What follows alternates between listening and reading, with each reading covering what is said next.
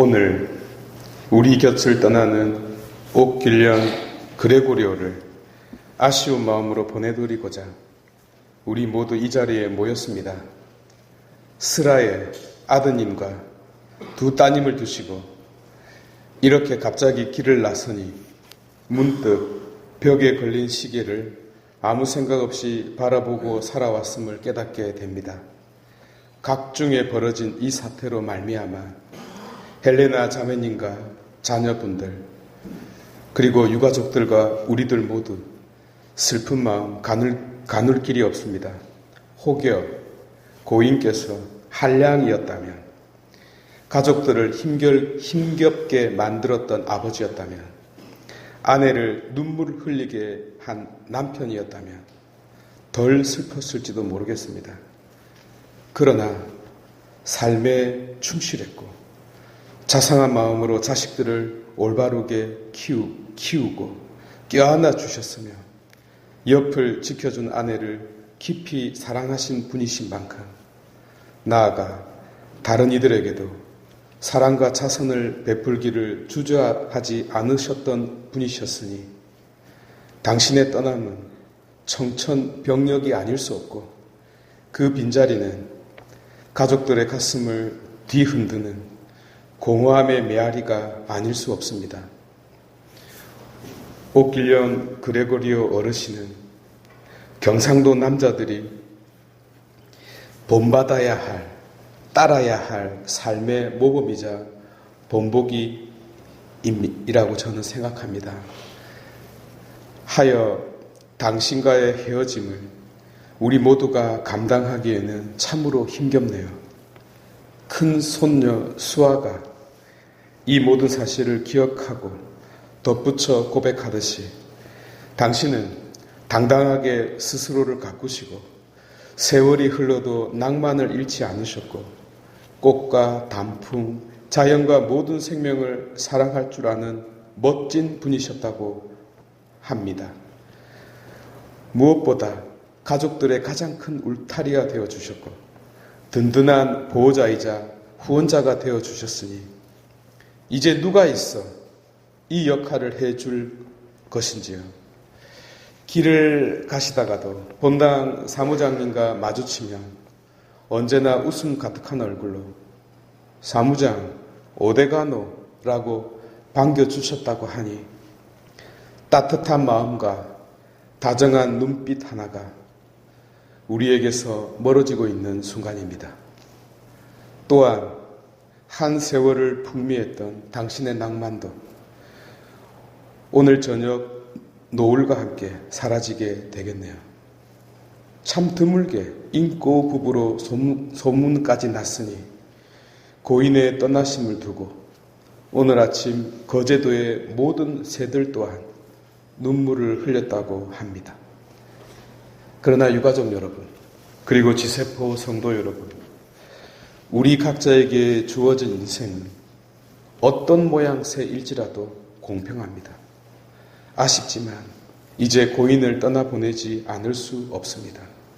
비록 이 순간이 고통스럽더라도 반드시 통과해야 할 문이기에 기꺼이 잡은 손을 놓아주도록 합시다. 그러나 그저 그 손을 놓는 것이 아니라 다른 사람의 손에 옥길련 그레고리오 어르신의 손을 넘겨드리는 것입니다. 마치 아침에 노란 봉고차에서 내리는 유치원 선생님의 손에 아이의 손을 건네주는 것처럼 말입니다. 기독교 신앙을 가진 이들에게 있어서 죽음은 언제나 다시라는 의미를 지니고 있는 그 무엇입니다. 모세와 함께한 40년 동안의 광야의 시간이 이승의 시간이었다면 여호수아와 함께 약속의 땅으로 들어가는 것은 이제 피안의 시간이 되는 것입니다. 그러니까 끝이 아니라 새로 시작하는 것입니다.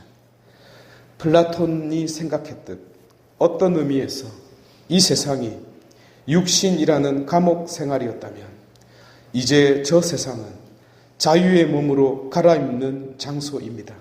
이 역시 마지막이 아니라 다시 시작되는 삶입니다. 마치 괌에서 휴가를 지내게 되었다고나 할까요? 이 세상이 일상에서의 기쁨이었다면 저 세상은 휴가에서의 특별한 기쁨을 만끽하는 것이라 할 수 있겠습니다. 그래서 예수께서도 이렇게 말씀하셨던 것입니다.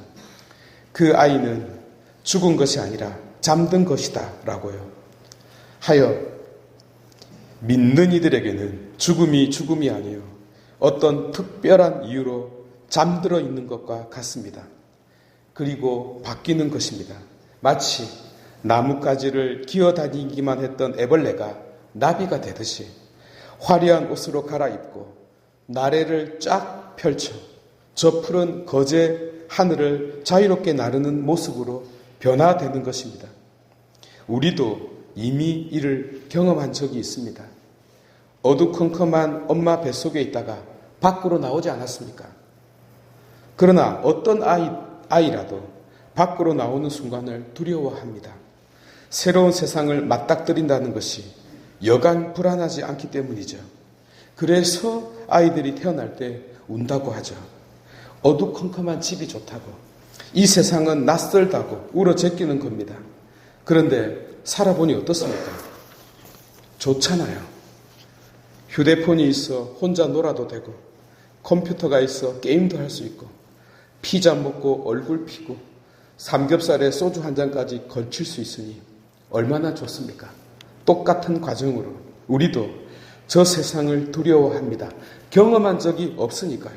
그러나 내가 저 세상에 얼굴을 내미는 순간 그리스도라는 산부인과 의사 선생님께서 나를 웃으면서 받아주실 것입니다. 우리가 건네준 그 손을 그분이 꼭 잡아주실 것입니다. 그렇게 우리 각자도 언젠가 저 세상에서 아기로 새로 태어날 것입니다.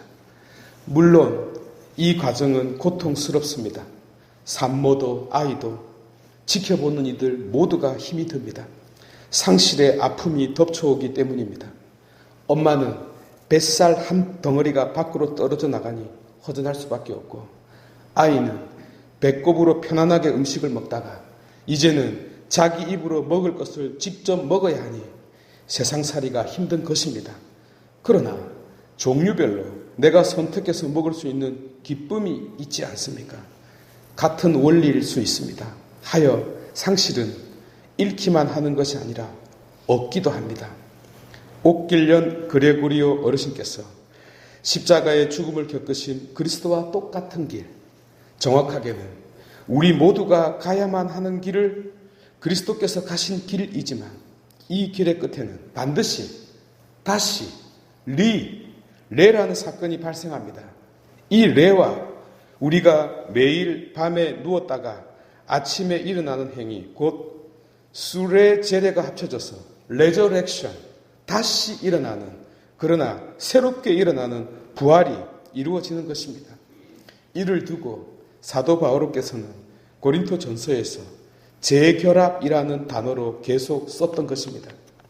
여러분, 성경은, 그리고 기독교 신앙은 지금 우리가 겪는 고통을 면제해 주는 방법을 단 한 번도 가르친 적이 없습니다.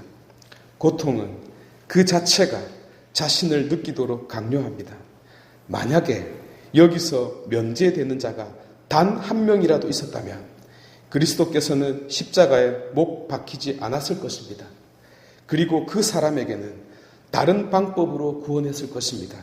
하지만 그런 예외는 단 한 명도 없습니다. 다른 길은 존재하지 않습니다. 하여 고인께서 지금 가시고 있는 길은 우리에게는 고통이자 슬픔이지만 당신에게는 새 집과 새 차를 얻는 기쁨임을 잊지 않도록 합시다. 물론 새 마누라도 얻겠죠. 그 순간 당신께서 나는 헬레나밖에 없어요 라고 말할지는 미지수입니다. 그걸 확인하고 싶으시면 유가족 여러분 모두도 천국에 갈 준비를 하시기 바랍니다.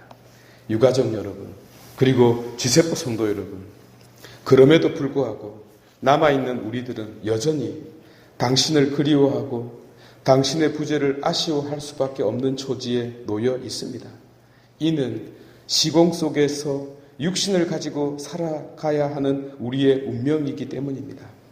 그래서 저희 지역부장님인 감경선 도로테아 자매님이 울먹이며 말했듯이 정말 친정 아버지 같은 분이셨으니 이 슬픔은 어찌할 수 있는 것이 아닙니다. 왜냐하면 그 사람이 아니면 그 사람의 사랑도, 그 사람의 웃음도, 그 사람의 손길도 아니기 때문입니다. 그래서 세상은 나름 대체할 수 있는 방법을 생각해내죠. 그것이 무엇입니까? 모방하는 것입니다. 닮는 것입니다. 흉내내는 것입니다. 똑같이 해보는 것입니다. 아버지께서 걸어가신 길, 할아버지께서 지니셨던 마음, 남편이 행한 사랑을 가슴에 새기는 것입니다. 그러면 그 한가운데에 하느님 같은 남편과 자상한 아버지, 멋진 할아버지를 형성시킨 진짜 하느님을 만나게 되는 것입니다. 만약 유가족 여러분들께서 고인을 참으로 사랑하신다면 그분 안에 계신 하느님도 사랑하시기 바랍니다. 할아버지의 손이자 아버지의 손, 동시에 남편의 그 손 위에 그리스도의 손이 있고 바로 그 위에 여러분들의 손도 다 얹어야 참으로 사랑한 것입니다. 이제 사랑하는 아버지를, 할아버지를, 남편을 그분의 손에 막 넘겨드리도록 준비합시다. 저는 또 다른 장례가 기다리고 있어서 여러분들과 함께 하지 못하지만 마음으로부터 끝까지 함께 하겠습니다.